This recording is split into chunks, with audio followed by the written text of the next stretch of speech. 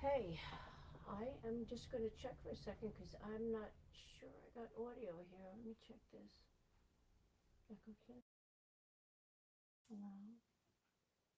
Okay. Welcome.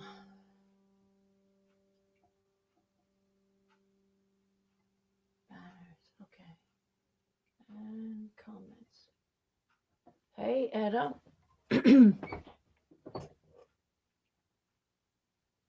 Hi, Etta. Can you hear me? Well, we'll start. What a week. What a snowstorm. You probably think that I'm going to be doing songs about snow, but I'm not. I'm not going to be doing songs about cold and songs about snow.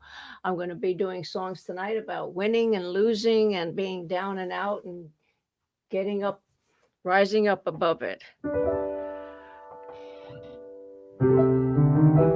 There's 100 things you could have done instead of showing up for Facebook Live. You could have read a book or played a game, take a walk or go for a drive. You could have cooked a meal from a new recipe, forget all about me. But you showed up for me and I like it.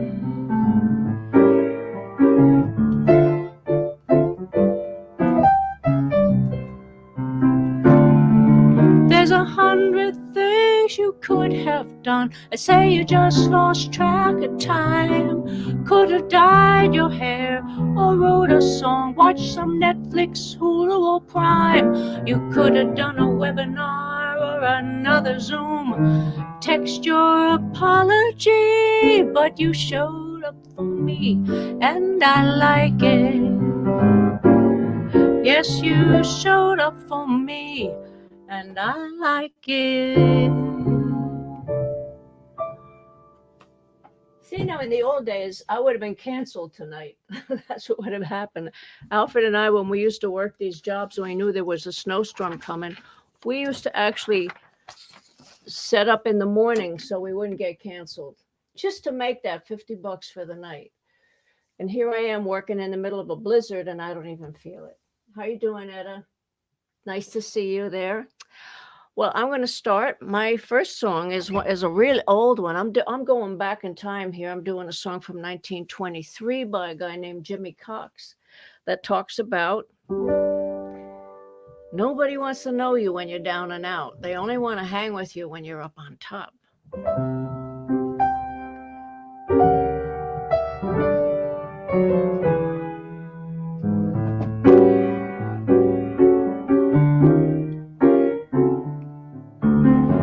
Once I lived the life of a millionaire. I spent all my money, I just did not care. Took all my friends out for a mighty good time. I bought them bootleg liquor, champagne and wine. Oh, then I began to fall, oh, so low. Lost all my friends, I had nowhere to go. If I ever get my hands on $1 again, I'm gonna squeeze it and squeeze it till that eagle grins. 'Cause nobody loves you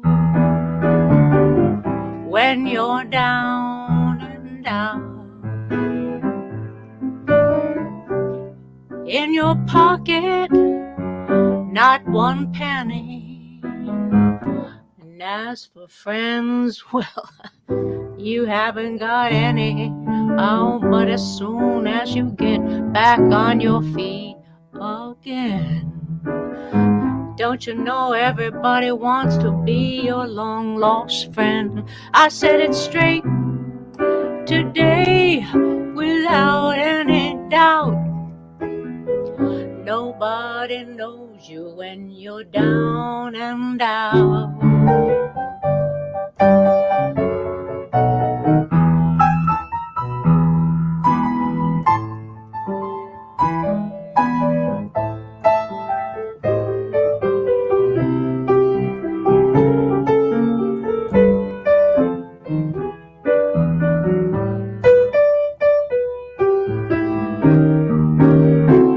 But as soon as you get back on your feet again, everybody wants to be your long lost friend. It's so true, and there's no doubt. Nobody wants you when you're down, down and out.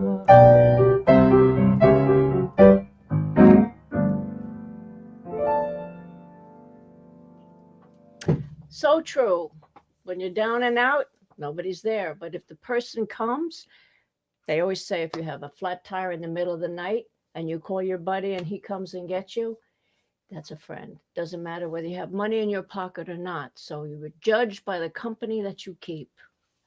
I love that song because it was true then in 1923 and it's true now. Here's another one. This is actually 1921, a full 100 years ago. This song makes me laugh because I just don't get it.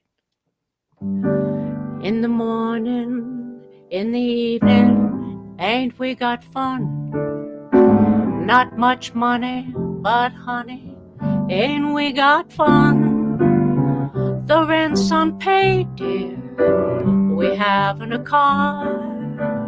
But anyway, dear, we'll stay as we are. Even if we owe the grocer, don't we have fun? Tax collectors getting closer, still we have fun. There's nothing purer. The rich get rich and the poor get poorer. In the meantime, in between time, ain't we got fun? What are you doing that's so much fun? Because I know when I have money problems, it's very hard for me to step out and have fun. What were you doing? And even if you're saying that you were fooling around, that only goes so far when you have empty pockets. That's what I think. But I wrote new words to this song for today because, that's what I do. Every morning, every evening, we're quarantined. CD asked, please wear masks. It's the new routine. We're overdosing on internet Zoom. We're keeping safe, but home feels like a tomb. I recognize now, people's eyes now can't see a smile. Shop for food 6 feet apart now, the COVID style. News anchors flapping, keep your distance, it will happen. In the morning, in the evening, this ain't a dream. Ain't we got fun? Quarantine.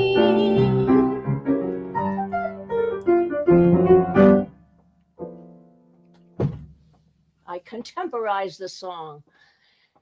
And I actually have been having some fun during the quarantine, but it is getting old. Still, safety is the thing. So I'm giving a concert right now, no mask.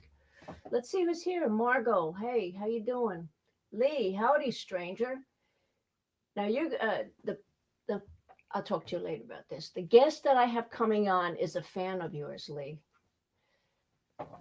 Nice to see you guys. Thank you for coming. What I wanted to tell you was this. I've been doing Zooms twice a week. I'm going to be cutting them down to twice a month, and I will let you know. So if you're not registered, get registered on my site so you get the notices. It's going to be one Tuesday at 7 and one Saturday at 3.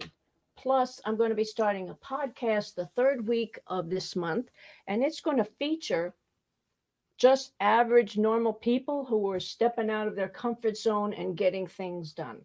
And I want to talk to them about how they made the choice, what kind of changes they had to make in their life, and they will inspire us, and we will inspire each other and continue to bloom. So look forward to that. You'll be hearing from me about that. Here's a song about being a loser. Hmm. I really hate that word, being a loser. I just hate the way it makes me feel. You say I'm a loser. But this one is 1964, The Beatles, John Lennon and Paul McCartney.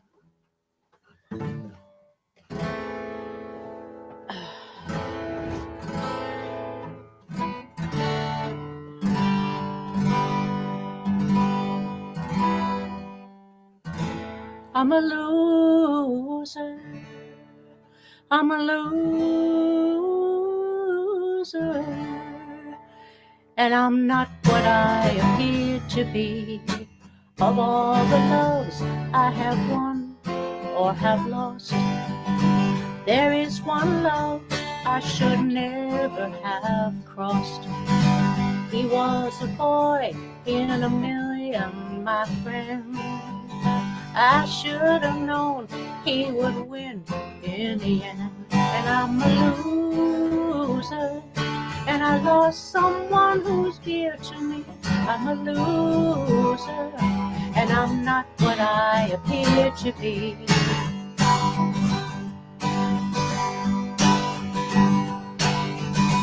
And although I laugh, I may act like a clown. Beneath this mask, I am wearing a frown. My tears are falling like rain from the sky.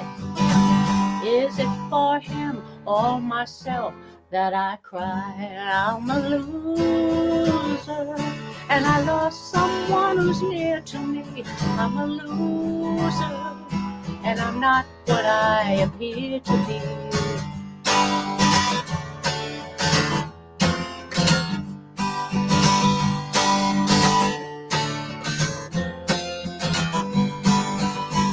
What have I done to deserve such a fate? I realize I have left it too late. And so it's true, pride comes before a fall. I'm telling you so that you won't lose all. I'm a loser, and I lost someone who's dear to me. I'm a loser, and I'm not what I appear to be. I'm a loser, and I'm a loser, and I'm not what I appear to be.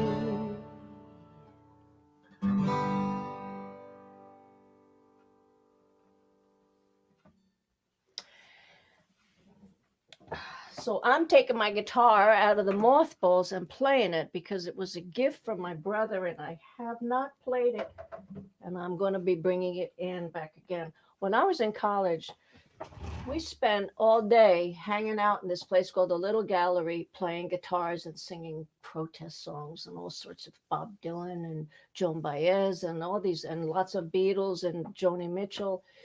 And we had great fun. Somehow we managed to pass all our courses too, but that's what we did. Hey, Juliet, how are you?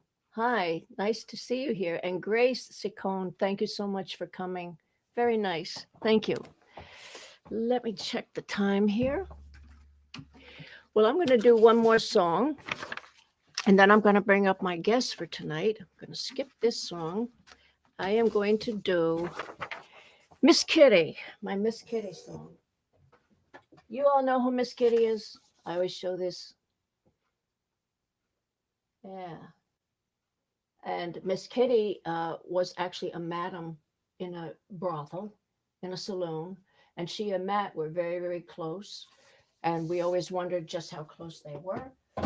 Friends with benefits? I don't know. But that's what I thought. But my sister and I adored Miss Kitty, Amanda Blake. And that's what this song is. She was powerful. She was beautiful. She flaunted it. People listened to her. And as much as I loved my mother, she was an entirely different kind of woman. So,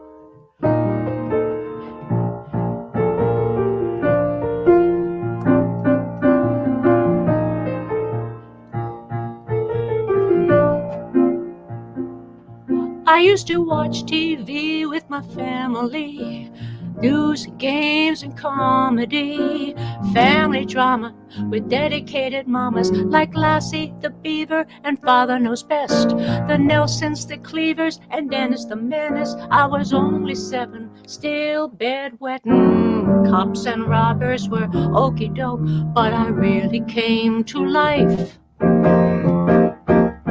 With the pistol pack of mama from Gunsmoke, my Miss Kitty loved the men and their attention. Sexy and pretty, she gave my life a new dimension. Heads turned when she walked, they listened when she talked.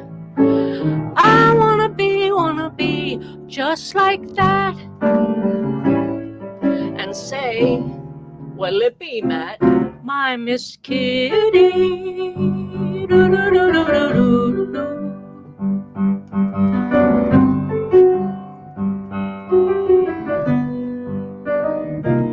She ran the old saloon and hired and fired, drank shots of booze and was admired. Gunshots and killing that I found thrilling. She met with friends with benefits. She had them wrapped around her fingertips. She had no kids. I loved everything she did. On her cheek a big black beauty mark, and it seemed to come to life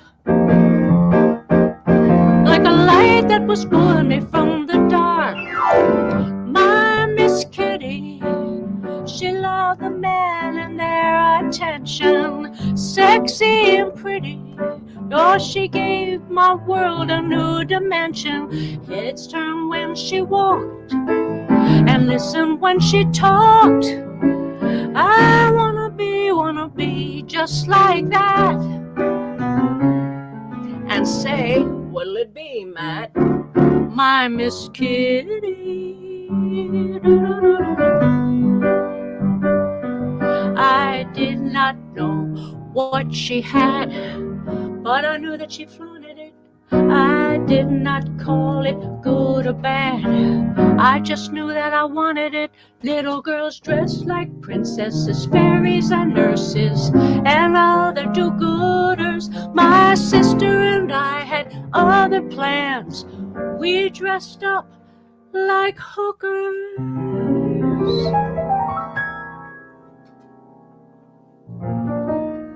Mom always took pride when her daughters went upstairs and played and used their imagination, until one day she saw us practicing solicitation. She freaked like a banshee, thought we were getting antsy, but we still share an inside joke, 'cause we still admire the life of a man and a little banda. My Miss Kitty loved the men and their attention.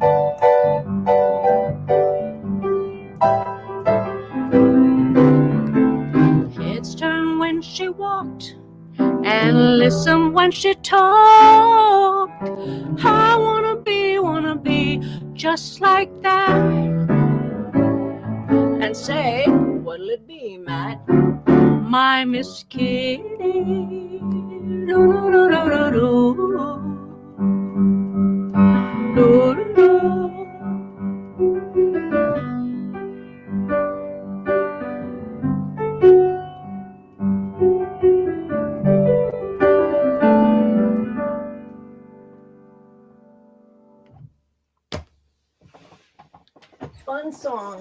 Fun song. I was glued to the TV, and that was family TV, 1975, and it ran for 10 years it ran. And she was my role model, my first role model. Now, right now, I'm going to change my settings for my sound and bring up my guest for tonight. Good. Okay. And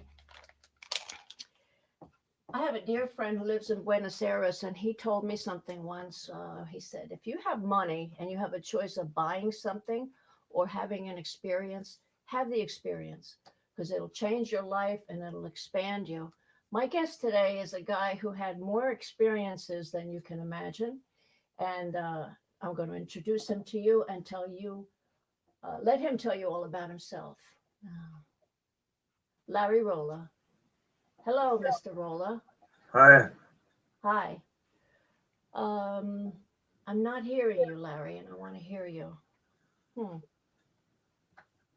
Not can you hearing hear me anything you now? say. What's going on? Internal. Hi, Larry. Hi. There it is. Okay, great.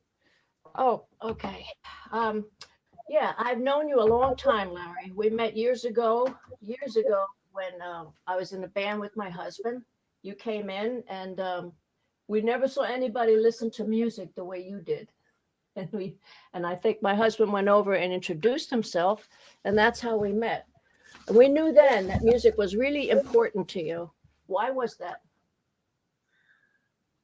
Well, I led a life, a pretty exciting life, and the only thing that got my head away from the situations I put myself into was listening to music. I grew up all around it. My father always played music, and it just became part of my life. And when I'm listening to music, I just zone out. I zoned out to the point where I don't even applaud after I'm just in awe. And it gets me to a point where I can forget who might be waiting outside the door. Uh, and it got me through. It got me through a lot of tough situations just listening to music. Sounds crazy, but Well, that's the truth. you're like an ideal audience because you don't let anybody at your table talk while the music's going on. And I love that. And I love that. That was great. You, though, have been a horse trainer, been in the horse business, been a successful driver, I'll let you talk about it because you came from Queens. How did you end up in the horse business? Well, from the time I was, I don't know, 7 or 8 years old. In fact, that's how I wind up losing a lot of my sight. Welding go karts when I was 7, 8, 10 years old, racing go karts. And from go karts, I went into stock cars and dragsters and roadsters and race. I raced every Saturday night at Freeport, stock car races, and every Sunday at West Hampton drag strip. And it got to be very expensive. You blow an engine, you blow a clutch, you blow it, and it was tough. And I I uh, I used to hop junkyard fences. I got all chewed up by junkyard dogs, and it was getting tough to keep the cars running. And I worked in a gas station at night in a real bad neighborhood. And the guy let me keep my cars there and work on them with his tools and his lift, and that was a big help. But one day a horse van pulled in, asked for gas, and asked for a bucket of water for the horses that were in the truck. And I started talking to him, and I found out that you could race horses for money instead of blankets and trophies that I got from racing the cars. And he invited me out to the farm, and I think I was maybe 17, and I never went back. I that became my life, and I got to love the animals, and that's how I got started. That was 55, 60 years ago. And you have a book right now that talks about your life and the many places that you've met, the many experiences that you've had, the many businesses, but your love of animals, your love of horses always comes through. You have a tremendous compassion for animals and a very unique way that you found of healing them. Did that come because of your background that you weren't born into the industry, so you actually had to be really inventive and show your ingenuity? Well, first of all, I grew up in a very tough area. Second, I realized when I was very small, I had a conscience, but I also had character flaw. And sometimes the character flaw contradicted my conscience. But the conscience, Yeah. my conscience would not allow me to do anything but help somebody that needed help, or I just didn't like to see people hurt or cry, and if there was anything I could ever do to help anybody, I would. And sometimes, like I said, the character flaw was contradictory, because the character flaw I had wouldn't allow me to turn the other cheek, and sometimes it got me in some jackpots. But no, that was my life. But you were a man of conviction, and that's the way you lived it. Um, Also in the book, it talks about you talk about an opportunity you had with James Gandolfini from The Sopranos. You exchanged favors, and James offered you an opportunity to be in The Sopranos, which you turned down. But Alfred and I offered you an opportunity to be in our movie, and you did a and you did a fabulous job. So why were we honored? Why did you Well, do I don't know how fabulous it was. It was because my life was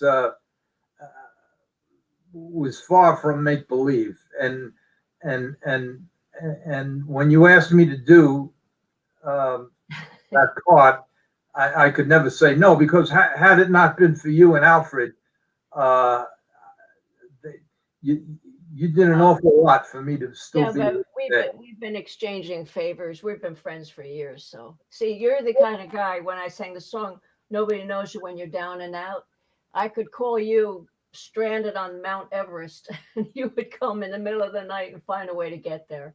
Well, the first couple of songs could have been the soundtrack for my life story, if they ever make it. That's sort of why I picked them, you know. And we'll talk about that, your life story too, because the book was written. The book is out on Amazon Prime right now. I'm going to just put that up there if I can remember how to do that. Let's see. It's And while you're looking for that, just let me say that this book couldn't have been written without you, Alfred, and Michael Benson. Michael Benson's daughter beautiful cover. created the cover, and she did a good job. And like I said, if had it not been for you and Alfred and Michael, this wouldn't have happened. Which, in one way, it kind of gave me another boost, because the ups and downs in my life, it gets it's when you live as long as I've lived, it gets tough, and the downs, when you hit bottom, it hurts, and when you hit so many bottoms, every time it gets tougher and tougher to get up. And I was at a period before I wrote this book, and I was in one of them periods where I was trying to climb up from the bottom, and because of you and Alfred and Michael, that was involved in the book, it just gives you it gives you a leg up, and sometimes that's what you need to go on, because after that little bit of juice, right? Yeah. We used to sit around here and used to tell stories, and every time you told a story, I said, "Larry, you got to write a book, because these stories are just phenomenal. Not just about all the horses and the unusual ways that you heal the horses, but the things that you did when you weren't working as a trainer or a driver, and that's fascinating too. So I want to show to people, this is the book, Against All Odds, on Amazon. It is a great read. That's what I hear from everybody. It's just, you can't put it down. But right now, we're going to take a moment and take a look at Larry's clip from our movie, Does the Band Eat?, which is also on Amazon. And then, of course, there was the mob guy who had his gumad, and his wife at a different table. Listen, I'm here with my wife in the corner. My broad's over there. Her name is Lola. I don't know if she could sing or not, but she wants to come up and sing a song. Do me a favor. Sure. Call her up, let her sing a song. Take this for yourself. You got it. It's called a cameo, Larry, and a lot of actors work years before they actually get lines, and you have something for your acting reel. Well, the only part that was kind of natural was when I handed the guy the money, because I was kind of used to that. Did he give it back to you, I wonder? I don't even remember. So what's on the horizon for you with the book? Well, a friend of mine, after we finished it, Michael Benson had it published for me. He sent it to a friend of his out, I think one of the head guys at Sony and Village Roadshow, which is the biggest distribution company, I think, for films. And they sent for me, and I went out there, and they were all excited. And they talked about making a movie. And after we all met, we had a meeting. They actually flew in from LA. They flew in, and we met with Michael Benson. We met with Nicholas Pileggi, who wrote Goodfellas and Casino, and I'm sure everybody knows them, and Richard Price and two or three other people, all heavyweight people. And they decided that there was so many stories and so much material that they decided to make it a TV series. And we were beginning to that whole process when the virus hit, and everything has been on hold ever since. Which hopefully when this gets over, we'll make it. It doesn't mean no; it means just not right now. So yeah, well, right. They got to remember I'm 80 years old. Yeah, well, I'm not 20. Time becomes relative, right? But I mean, I'll tell you the truth, Larry, you've always been an inspiration to me because I thought I moved fast. You move like lightning speed. You're like a blur the way you get things done. So, well, somebody told me a long time ago, if it don't happen in 7 days, it ain't going to happen. So, and he was a pretty smart guy. So I believe that. So whenever something comes up that I think might work, I have 7 days to try to figure it out. And after 7 days, if it's not happening, I just drop it. And I have, like I said, I have 1,000 things that I know don't work, and I also have 1,000 folders in the cabinet behind me that 7 days expired, and they went into the cabinet. So, well, this one won't go into the cabinet. So thank you so much for coming on the show. I really appreciate it. Thank you so much. And also, people, this man knows more lyrics, knows the lyrics to the songs, where so many of us performers, we start to stutter. He can fill in the gaps. So thanks again, Larry. Thank you for coming on. See ya. I'll see you soon. Bye. And put this back. And for you who are not on my site, check out my site and subscribe if you like what you see. We are a community of people that maybe I call them late bloomers because maybe we weren't like Larry. We didn't jump right in and do it in 7 days. Sometimes we took 7 years, sometimes 3 times 7. That's what makes us late bloomers. And the thing is, there's no better time than now to get it done.